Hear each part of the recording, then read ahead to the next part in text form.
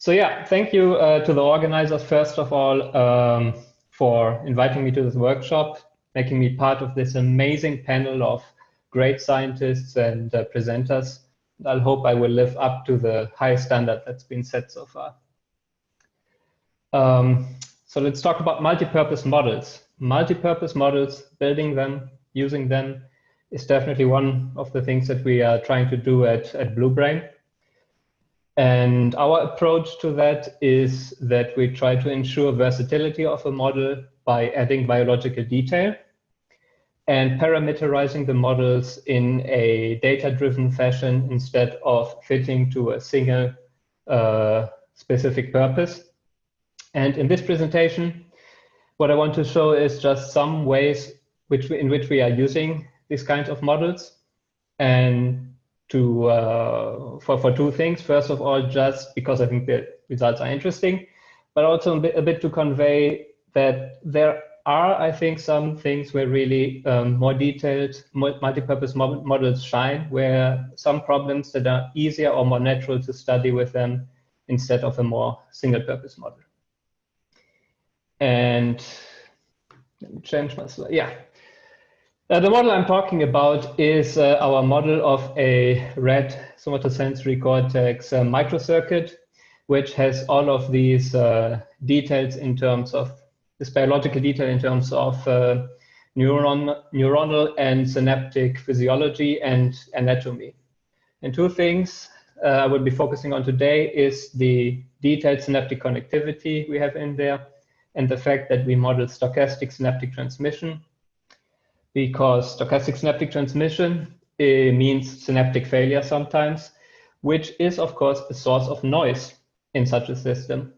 And with noise in the system, there's the danger that in the recurrent connectivity, this can get potentially amplified and lead to chaotic network dynamics, especially if we are operating at like the edge of criticality, as we learned yesterday. And of course, there can be attractors, but they can be a little bit too limiting.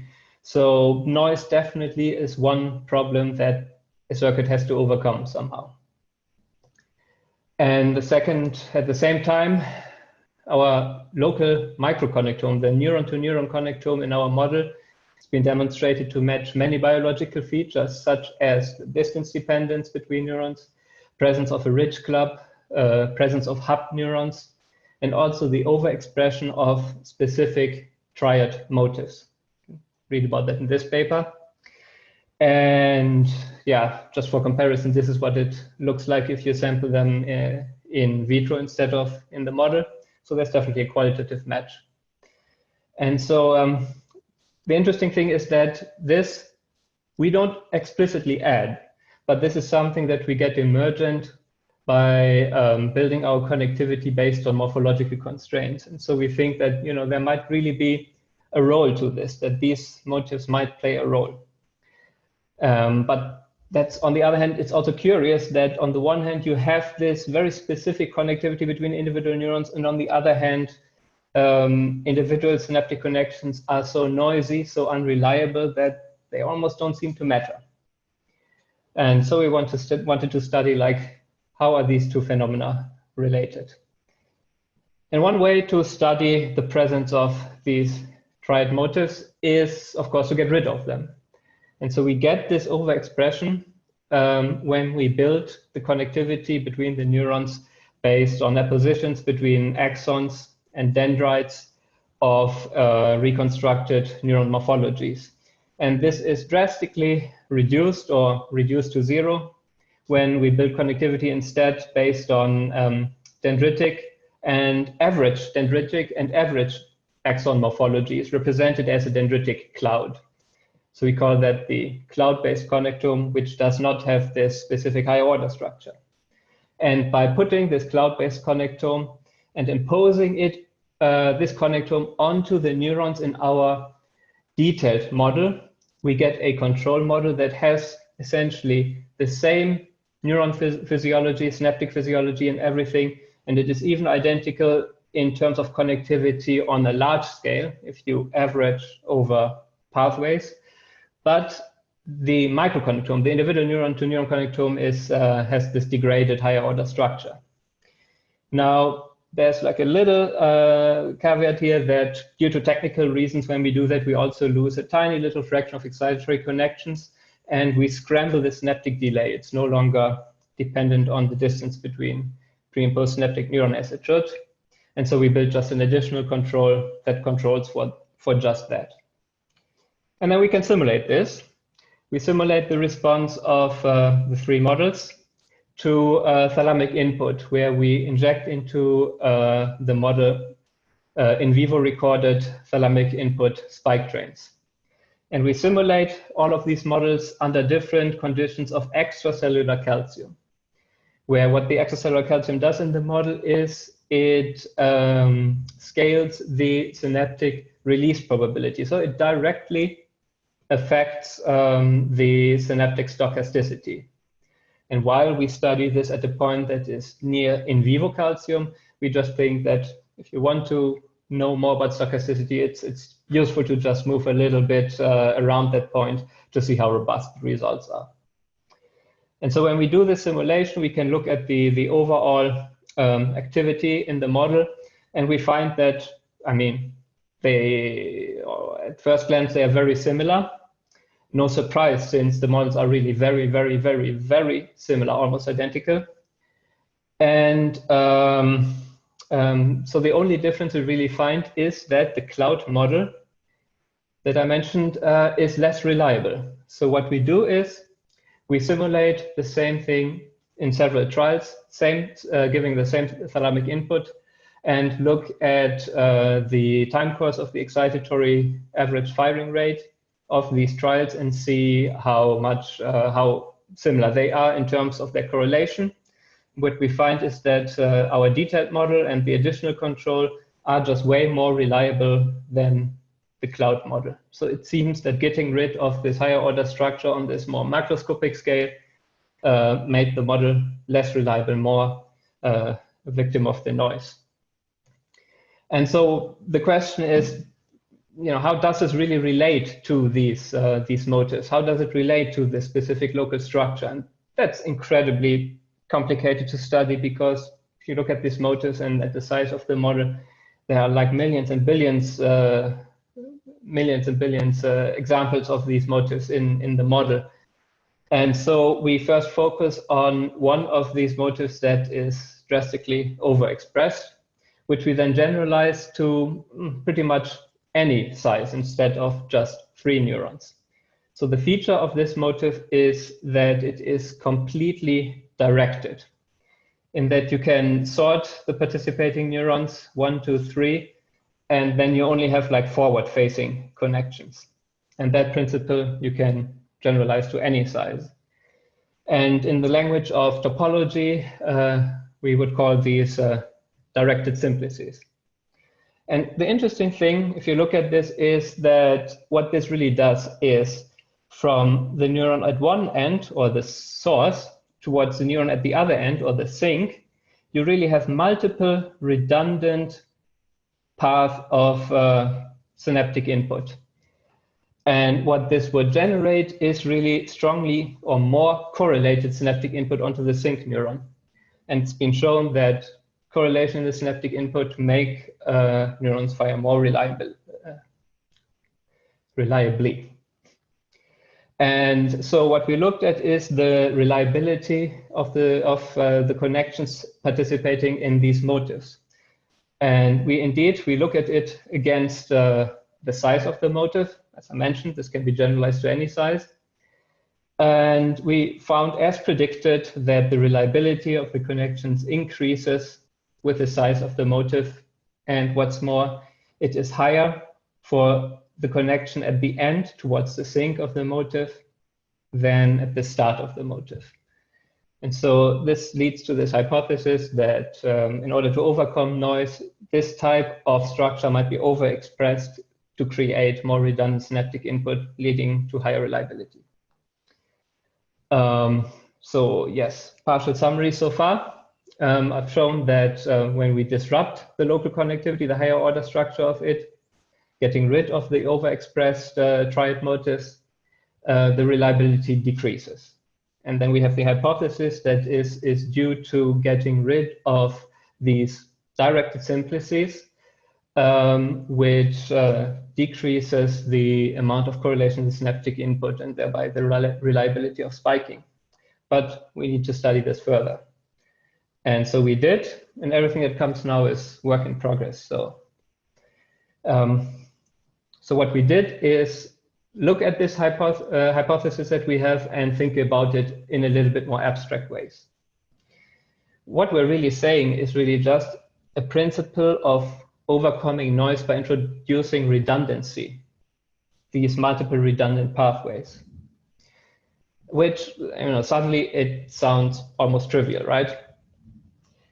And if you introduce redundancy into a system, then it means that the actual dimensionality of what's going on in the system is lower than the apparent or the encoding dimensionality. And that's a principle that's often employed, for example, when you look at the neural manifold hypothesis, which is of course not our work, but it has been used successfully to decode in vivo spike trains. And I mean, that hypothesis, the idea on an abstract scale goes more or less into the same direction, in that the idea is that you have these very high dimensional spike trains, but it says they are the result of really an underlying lower dimensional space. And what you then can do is use your spike trains to try to decode the lower dimensional space and the value of its latent variables. And using that, you can then decode, for example, movement direction when you're recording from motor cortex or such. And so what we then try to do is think about our problem of overcoming noise, our idea of studying the overexpression of triad motives in this context. And what this gave us immediately was a much better way of studying reliability, of course. Since now what we have in this context is we can do a decoding task. If you have no reliability at all, if you're totally drowning in the sea of noise, you wouldn't be able to decode anything. And so we slightly changed our simulation paradigm. Instead of injecting in vivo spike trains, we now inject more artificially generated ones, where we inject a random stream of different stimuli. Each stimulus activates a randomly selected subset of simulated thalamocortical fibers, and it activates them with a stochastic adapting spiking model. You can see it goes up at the start of stimulus and then adapts. So what that means is repetitions of the same stimulus use the same fibers, but not exactly the same spike train. And next, in order to mimic to some degree in a primitive way an in vivo sampling of neurons, of recording of spike trains, we just randomly pick 500 neurons within the model from at a location in the model within a certain radius. And then we take those sampled neurons, their spikes, and try to decode with this, under this established theory, the stimulus identity. And of course, I have to say that, I mean, this is not completely comparable to what I started with decoding movement direction or something. It's a much simpler task. It's just about how do you encode the identity of a stimulus somehow between the neurons. Doesn't even have much of memory in it. But this is just an isolated microcircuit. And so, of course, we have to simplify that task. And more importantly, if lower dimensional redundant encoding is the general principle, it should still be visible, and then we can study it and look at how it relates to the specific microconnectivity. And so the first question is, does this work at all? And yes, it does. If we look at the value of the strongest 3 latent variables or components and their time course, when different stimuli are presented here in different colors, it really nicely goes into different directions. So yes, this seems to work pretty well.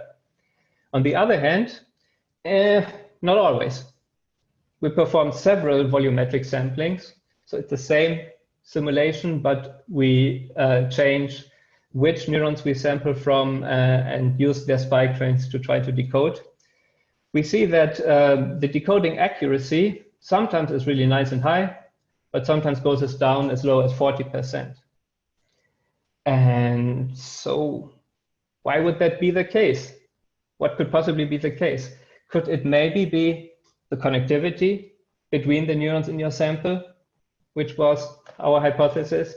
Does this really determine how well subpopulation can encode stimulus identity? The way to look at that is, of course, or one way is, of course, to, well, study the connectivity in the sample. And I'll get there, but first, another approach. The idea is if the connectivity within a sample determines the accuracy of this decoding, then if you sample specifically a community of neurons with uncommon connectivity, with connectivity that is an outlier in some way, shape, or form, then you should see that in the result, in the accuracy. And so what we do is we can pick any one neuron, and that we call that a chief, and its entire neighborhood. So all of the neurons connected to it, or its tribe. And then we can calculate for the connectivity within this tribe, within the sample, literally any topological parameter, and pick those tribes where the parameter is maximized, is at the extreme end. And you can see these are really outliers for in most cases. And that should give us nicely samples with uncommon connectivity, and then we can study how that affects the result. Now, your next question will be, of course, you have here 8 topological parameters. You in degree, out degree is trivial, but you know, clustering coefficient is known by what's Betty2, what's a Betty coefficient. And unfortunately, I really don't have the time to explain all of them in detail, but we selected them to really give different types of connectivity in the samples. So here we see for these champions of a topological parameter, again, the over and under expression profile for the triad motives, both relative to a trivial Erdős-Rényi control, but also relative to the model, to the connectivity in the model as a whole, overall. So we see that this really gives us nicely samples with totally different connectivity within. And let me repeat once more, the simulation is always the same. We only change what neurons we're modeling from, we are recording spike trains from, essentially. And we're only looking at the connectivity within that population. And yet, we get these dramatic differences, depending on which champion we choose. Goes sometimes down low, sometimes significantly higher than in the volumetric sampling case. And yeah, to see how significant that is, we also did some random sampling where we again did this chief tribe sampling, but this time the chief is picked just randomly from one of the neuron types in the model. And yes, we see that also the neuron type in this case seems to play a role, but we never observed the significant increase in accuracy that we had with the champion type of sampling. And what's more, while picking the chief from these different neuron types led to significantly different accuracy values in the decoding task, this was always also reflected by a difference in these topological parameters. Be that here just 2 examples, a parameter where a higher value seems to decrease accuracy or increase it. And now finally, as I promised, hey, I'm good on time. Finally, as I promised, we of course also looked at the connectivity within these volumetric samples that I started with. And here are just 100 random volumetric samples sorted in terms of their accuracy from worse to better. And again, in terms of their over and under expression of triad motifs.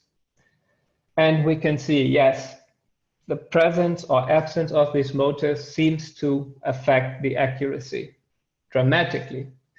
I mean, we can see that virtually for all of them, there is a significant correlation between the presence absence of the motif and the accuracy. And for our hypothesis, most important is that the strongest, well, not by far the strongest, but the strongest positive correlation, increasing the accuracy, we found again for this directed simplex motif. And interestingly, a very strong negative correlation for a motif that's in many ways, it's polar opposite, in that the simplex motif has complete directionality. It has an information flow, whereas this one, everything's just going in circles. It does not have the directionality. And this, 10 minutes. Yes? 10 minutes. Well, yeah, this is my last slide. So I was told I should wrap up in 20 minutes, have 10 minutes for Q&A, and we will have. Excellent. Yeah, so just what this really shows is that apparently the presence of these directed simplices seems not just to overcome noise, but to improve the encoding quality somehow of stimulus identity in a neural subpopulation. And yes, so this is my acknowledgement slide. Acknowledgement, of course, to all my co-workers on this. And yes, I had to really, I could only dive into this in a very shallow way. And so here are a lot of papers that you can, if you're interested in this, that you can read that provide way more detail into all of this. And with that, time for Q&A. Okay, great. Thank you very much, Michael, for a wonderful talk. Much appreciated. So yeah, let's have some questions. Question from Gaute. Oh. How different do you expect the dynamics of your blue brain model is compared to the Allen mouse V1 model? That's interesting. So I would say, well, first of all, they are modeling different brain regions, right? And another thing is that, as I understand it, the Allen model is more modeling, like we are trying to model a naive microcircuit which has not learned anything, whereas the connectivity in the Allen model seems to be really more specific in having already some of the features where if you're wired to the same thalamic input, you're more wired together. So, I mean, there might be significant differences indeed. But so far, I would be very interested to see that. Yeah, sure. We don't know until we try. Exactly. Well, so I'm also curious, Michael, what you presented was for what you call a single microcircuit, right? Yes. Which is what, like 30,000 neurons in your case, right? So yeah, we simulated 7 times that, but then for the analysis we focus, since we don't want edge effects, you know, neurons at the edge of the model always kind of artificially cut off, and so we then analyze only the 31,000 neurons in the center. Right, and so I'm just curious if you think the results that you presented, if they could potentially, well, maybe not change, but what you expect would happen if there were more neurons on the one hand for, you know, just simulating, let's say, a single area like you did. And then what if you went for something bigger, which I understand you guys have been working on, whereas multiple areas interacting? Well, no, I mean, what I showed is, I think, is a very, very hyper-local phenomenon, really between individual neurons. I think that is not so much dependent on the scale of it. But I think the real effect of it becomes more visible if you go to larger models, where it might be that really you start with a lot of noise and you have specific mechanisms, one of which might be really just the presence of motives to overcome the noise. But each of them individually can, of course, only do a little bit. And you really need to have this kind of structure repeated on larger scales, not just between individual neurons, but between populations, between regions, and so on multiple scales, in order to really get proper reliability, the ability to reliably respond to a stimulus. Sounds good, thanks. So a question from Nicholas Blau. Michael, do you find any evidence of an aspect of noise, axonal, that scales with connection distance? Axonal noise. So that's, I don't know, I mean, in terms of the axon itself, we are not modeling any kind of action potential conduction failure. And yet, it's another project.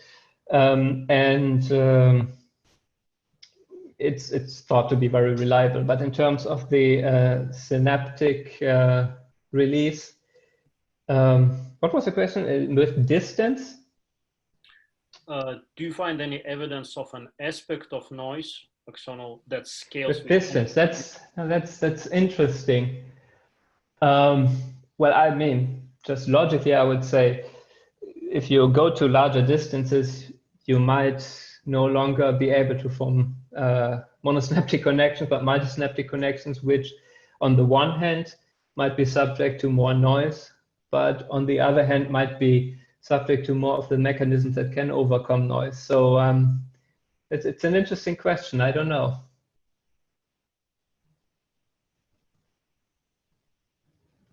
So, do you think this is something that could be studied systematically in a model like yours? I mean, that probably would require some specific manipulation to the model structure. Right. I mean, and it would, as usual, first require a definition of noise and how to measure it. I mean, you've noticed in here, that's one of the things that we struggle with, is that it's really hard to say what is noise and what is just hidden signal and so on. And so, I mean, in some parts of this, we were very trivial. We just look at correlations under the assumption that a reliable synaptic connection will have the neuron spike together. But if there is another signal interfering that prevents the spiking, maybe a nice chandelier cell preventing it at that point, that's not noise. That's just a different signal. So interesting question, but tough to study. Yeah. Okay. Well, thanks a lot, Michael.